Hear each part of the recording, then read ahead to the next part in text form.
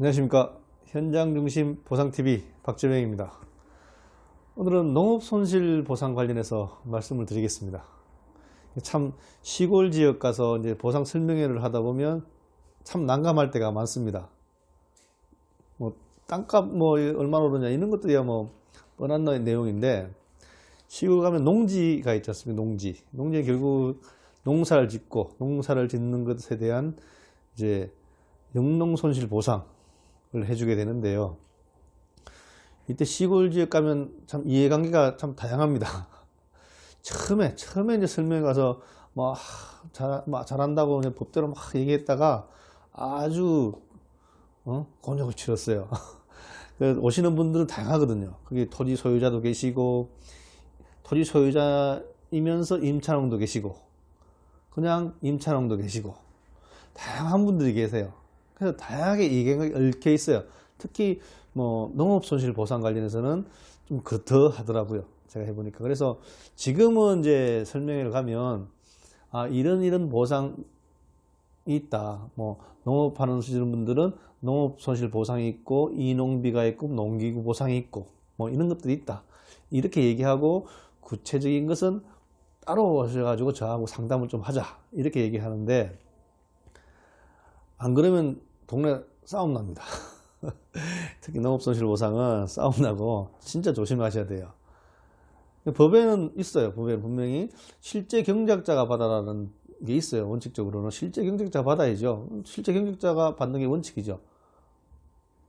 너 앞으로 농사 못 지을 거에 대한 인연치를 주는 거기 때문에, 그렇기 때문에 당연히 실제 경작자가 받아야 되는데, 또 예외적으로 그 실제 경작자가 있지만 또 그 토지 소유자가 또 그 지역에 있는 농민이라면 또 협의하게 돼 있어요. 협의하게 돼 있단 말이죠. 그렇기 때문에 좀 이해관계가 갈립니다. 그래서 저는 웬만하면 뭐 양쪽 다 들어보고 딱 답을 안 정해줍니다. 사실은요. 답이 없어요. 사실은 협의니까 없어요. 그래서 근데 최근에 이제 판례를 보면 그런 경우가 있거든. 시골 가면 뭐 그냥 공짜로 지어 먹고 그냥 뭐 알아서 하자 뭐 이렇게 하다가 보상금이 딱 문제가 되면 약간이 아니고 많이 예민해지거든요. 저거 받을 수 있는데 왜 쥐가 다 받지? 뭐 이렇게 있어요. 그러다 보니까 이제 조금 이제 잘 아시는 토지 소유자들은 그런 게 나온다고 이제 얘기가 들리면 이제 그런 합의를 해요. 이게 나오면 날 둬. 니 그정 공짜로 묵었으니까. 그럼 또 임차농 같은 경우에는 뭐 잘 모르니까 뭐 당연하지 이렇게 얘기해요. 그러다가 보면 합의도 해요. 그러니까 뭐 이거는 토지 소유자가 받는다 이렇게 해놨을 때 나중에 알고 봤더니 적은 돈은 아니거든. 그러면 이제 마음이 바뀌죠. 내가 농사 짓는데, 법에는 실제 농사 짓는 사람들이 받게 돼 있다는데 왜 네가 농사도 안 짓고 받느냐, 이렇게 해서 싸움이 되거든요.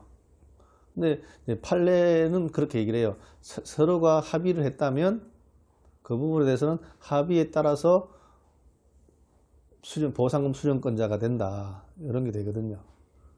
그래서 이게 이제 그 지역에 있는 분들은 그렇게 이제 그런 판례가 적용되겠지만, 또 이 부분이 다른 데서 있다. 뭐 돈적인 부분에서 그분이 받을 수는 있겠죠. 그렇지만 여기 이제 영농손실보상하고 걸리는 게 참 많아요. 뭐냐면 만약에 농지 자경 감면 이런 것도 문제가 되거든요. 세금 감면이 뭐 1년에서 1억 5년에 2억 되는데 총 2억 감면이 돼요. 양도소득세가. 그런데 자기가 실제 농사 지었지 않았다. 그래서 영농손실 보상을 못 받았다. 이러면 자경기간에 빠지는 게 되거든요. 그러니까 어쩔 수 없이 또 그걸 또 자경 감면 받기 위해서 또 임차농하고 또 하는 것도 있고. 그 양도소득세 크더라고요. 그래서 다툼이 커요, 그게.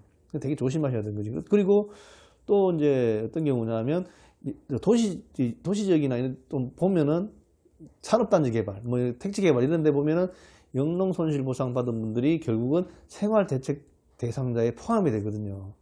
생활대책 용지가 나오거든요. 그런데 거기에 또 문제가 되죠. 누가 농사 지었는지, 누가 생활대책 보상자가 되는지, 이런 다양한 문제들이 있더라고요. 농업손실 보상에는. 그래서 되게 이제 현장에 가서 보상 설명회나 설명할 때 조금 조심하셔야 돼요. 이제 이런 일을 하시는 분들 많이 보시겠지만은 그런 부분을 감안해서 이제 설명을 하셔야 됩니다.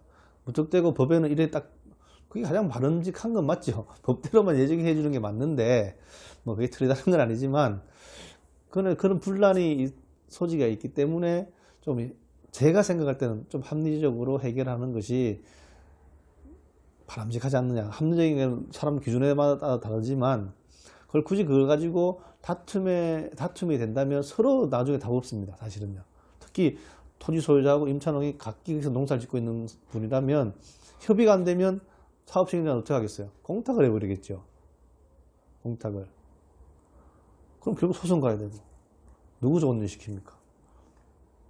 당사자들은 손해입니다. 그래서 그런 부분에서 상당히 고려해야 될 부분도 많고 하니까 뭐 실제 경작을 하시는 임차농이나 토지 소유자들께서는 조금 양보한다는 생각으로 접근하셔가지고 그런 부분에 합의를 하시면 원만한데 법에 뭐 이렇게 돼 있는데 이렇게 하다 보면은 조금 어려워진다는 거죠. 그 얘기를 제가 말씀을 드리는 겁니다. 법에 따라서 하지 말라는 게 아니라 너무 법대로 잣대로 잡으면 결론은 나겠죠. 법대로 재판 가면. 그럼 누구한테 이득일까요? 영농손실보상이 그렇게 많이 나오진 않아요. 사실은요. 매우 큰 돈은 아니기 때문에 적은 돈도 아니지만 그런 부분에서 합리적인 해결이 필요하다라는 측면에서 말씀드리는 거니까 오해하지 마시고요. 네, 누구라도 합리적으로 해결할 수 있게 도와드리는 현장중심 보상TV 박재병입니다. 꼭 구독하시고 좋아요 좀 눌러주세요.